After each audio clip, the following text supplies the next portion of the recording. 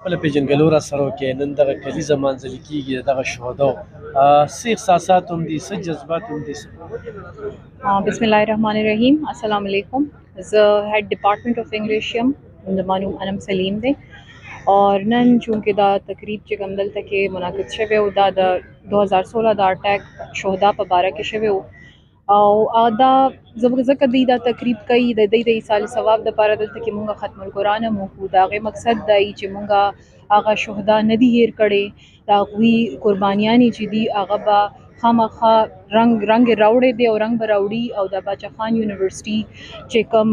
اوسني سټوډنټس دي دوی دپاره هم دا پیغام ورکوي چې هر قسمه حالات راشي مونږ به خپل تعلیم جاری ساتو، د دهشتګردانو نه به نه یریږو او د دهشتګردانو مقابله به کوو. او اوس سټوډنټس چې کوم دي دلته کې سبق وایي هغوی هم دا احساسات او جذبات لري چې هر قسمه حالات راشي مونږ به د خپل یونیورسٹی دفاع کوو، مونږ به خپل تعلیم حاصلو.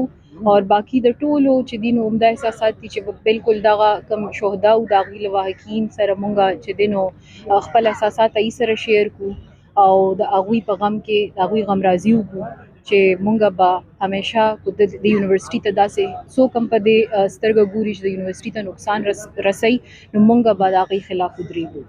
میډم کوم عوامل چې د زنانو د تعلیم خلاف دي یا نن تاسو کوم ځای ته را رسېدلي یې څومره ستړې به هم کړي وي نو هغې عواملو ته څه میسج ورکوي او هغه جینکې چې هغه تعلیم وکړي میټرک یا بي اے وکړي په کور بندیوانې شي بیا مخکې راځي؟ هغې ته به زه دا میسج ورکوم چې ایجوکیشن فیمیل ایجوکیشن ویمن ایجوکیشن چې دی دا ډېر زیات ضروري دی ځکه چې فیمیلز چې کوم دي دا د ملک دپاره ډېر یو کلیدي کردار ادا کوي. نو هغوی دپاره ایجوکیشن چې دی دا پکار ده چې هغوی تعلیم حاصل کړي، د هیڅ قسمه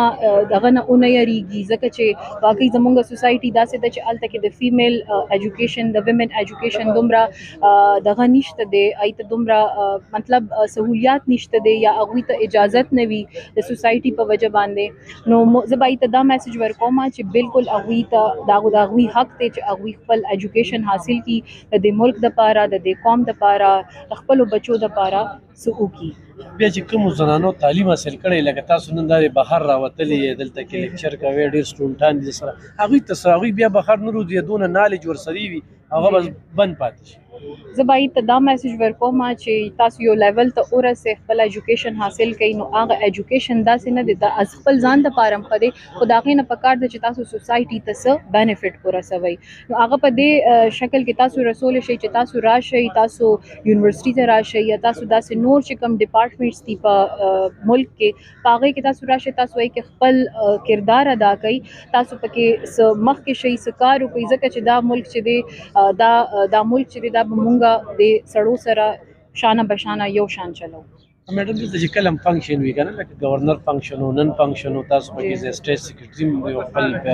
کار سره انجام کوئ دومره سړو وړاندې چې د خپل دغه ټیم کې څه محسوسوئ؟ یاره زه خو زما همداسې فیلینګز وي چې بس زه دلته کې سټیج سیکرټري شپ کومه زیاتر فنکشنز کې ما وکړو نو زما همدا فیلینګز وي چې زه یې کولی شم او پکار ده چې نور فیمیلز چا کې چې دا پوټینشل وي هغوی مخکې راشي خپل پوټینشل د خلکو ته وښیي. داسې نه ده چې فیمیلز یو یا دا انوایرمنټ داسې نه دی موږ مخکې نه شو راتلی، موږ بالکل راتلی شو، موږ د هیڅ چا نه کم نه یو او موږ ته پکار ده چې خپل پوټینشل چې کوم موږ کې دی هغه موږ خلکو ته وښایو.